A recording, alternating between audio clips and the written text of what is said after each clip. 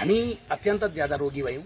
त्यो रोगी हुनको कारण हाम्रो अन्न रोगी छ, अन्न रोगी माटो रोगी भएर भयो र यो माटो रोगी हामीले विभिन्न खाले विषादीहरू, विभिन्न खाले रासायनिक मलहरू अत्याधिक मात्रामा प्रयोग गऱ्यौँ र त्यो भएर हाम्रो माटोमा अहिले ज्यादा अम्लीयपन आयो, क्षारीयपन हुन छोड्यो, माटो किटिएर गयो।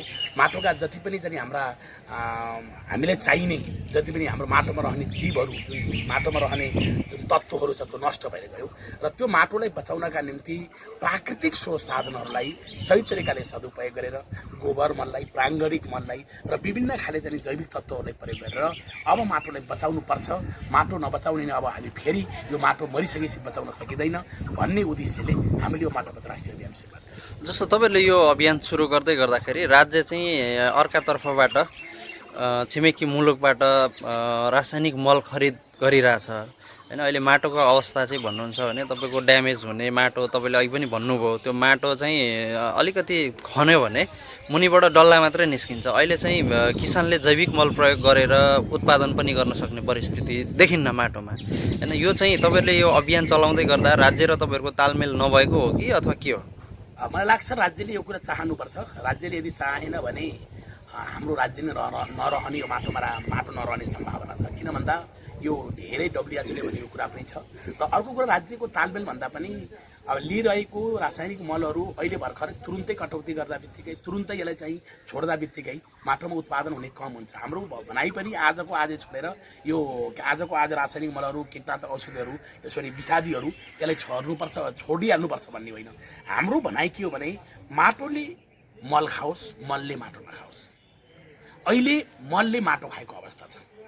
अत्याधिक मात्रामा अहिले अवैध रूपमा चाहिँ भारतबाट पनि धेरै चाहिँ के अरे मलहरू भित्रिरहेको अवस्था छ र यहाँ किसानहरूले यो के अरे तपाईँले डिएपी युरियाहरू नपाएर चाहिँ भारतबाट लो क्वालिटीको लिएर हालेर चाहिँ माटोले मारिरहेको अवस्था छ र अर्कोतिर सरकार पनि अब अचेतमा भएको अवस्था देख्छौँ हामी। अब सरकार पनि सचेत अवस्थामा आउनुपर्ने अवस्था छ।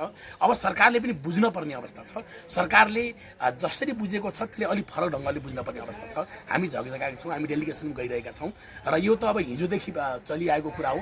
सरकारले पनि कैयौँ विज्ञापन मार्फत, कैयौँ रेडियो नेपाल टेलिभिजन मार्फत माटो बचाउनुपर्छ, प्राङ्गाणिक मल प्रयोग गर्नुपर्छ भन्ने विज्ञापन त यहाँहरूले देखिराख्नु भएको छ, यहाँहरूले पनि गरिराख्नु भएको छ। तथापि सरकारले साँच्चै ठोस एउटा नियम बनाएको छैन।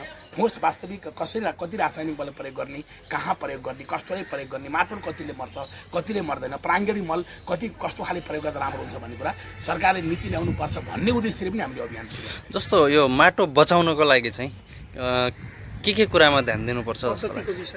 माटो बचाउने मैले अघि पनि भनिसकेँ, माटो बचाउनु भनेको प्राकृतिक स्रोत साधन नै हो।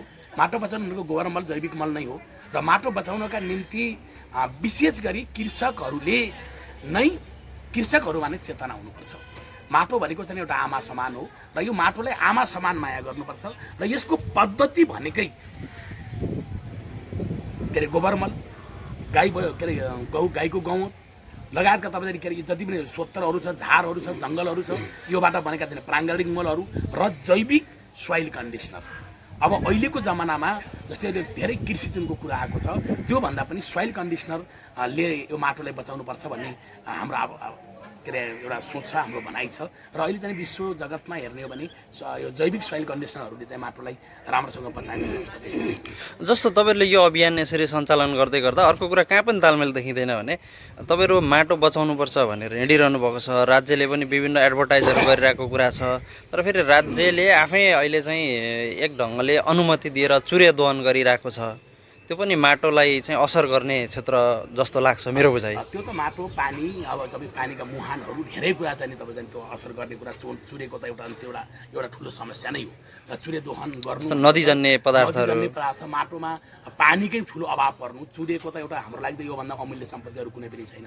तर हाम्रो भनाइ भनेको अहिले सरकारको माटो बिग्रेको छैन, चारकोसे झाडी बिग्रेको छैन, तपाईँको झन् सरकारी जग्गाहरू बिग्रेका छैनन्। जग्गा बिग्रेको छ, आम किसानको माटो बिग्रेको छ, आम जनताको माटो बिग्रेको छ, जनताको सम्पत्ति बिग्रेको छ।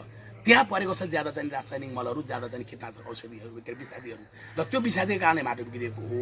र विशेष गरी अब एकपटक चाहिँ सरकारसहित किसान पनि सचेत हुनुपर्छ भन्ने हाम्रो भनाइ। जस्तो यो गर्दै गर्दाखेरि यो कार्यक्रम एक ढङ्गले यहाँ सञ्चालन गर्नुभयो, यो चाहिँ विद्यालय स्तरमा जो विद्यार्थीहरू अहिले तलबाट हुर्किँदै आइरहेका छन् तिनीहरूको शिक्षा पुस्तकालयमा यी समावेश गरेर जाने कुरा र ती विद्यार्थीहरूलाई पनि ओरिएन्टेसन गर्ने कुरामा चाहिँ तपाईँहरू कतिको सचेत हुनुहुन्छ? हामीले विद्यार्थीले ओरिएन्टेसन गर्ने कुरामा त हामीले लगभग अहिलेसम्म 50 भन्दा ज्यादा विद्यालयहरूमा हामीले चाहिँ यही झापा मोरङ सुनसरीको विद्यालयमा गरिसक्यौँ।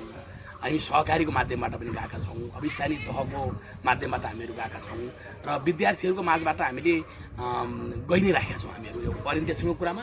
अब अर्को कुरा भनेको चाहिँ अब एउटा करिकुलम ल्याउने एउटा त्यसको शिक्षा दिने भन्ने कुरा चाहिँ त्यो चाहिँ भोलि त्यो हाम्रो पनि माग हो, हामी पनि त्यसको लागि चाहिँ पहल गरिरहेका छौँ। जहिलेदेखि यो अभियान सुरु गर्नुभयो आजको दिनसम्म आइपुग्दा कतिको यसले चाहिँ एउटा तपाईँहरूको सोचाइलाई चाहिँ सकारात्मक बनाउँदै लगेको पाइन्छ? प्रभाव के छ? अत्याधिक राम्रो प्रभाव परेको हामीले देखेका छौँ।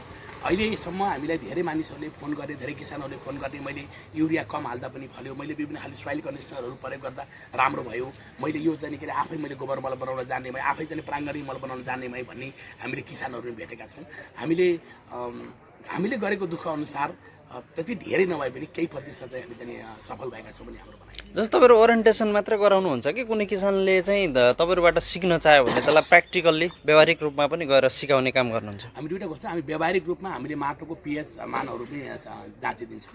तपाईँहरू किसानलाई यो माटोको पिएच कसरी जाँच्न सकिन्छ भनेर पनि सिकाउँछौँ र अरू कुराहरू हामीले चाहिँ यो नगरपालिकाको यो कृषि शाखासँग समन्वय गरेर उनीहरूलाई चाहिँ यसरी यहाँ चाहिँ माग आएको छ, तपाईँहरू गरेर त्यहाँ चाहिँ सिकाइदिनु हामी नगरपालिका कृषि शाखाहरू चाहिँ हामी गर्छौँ।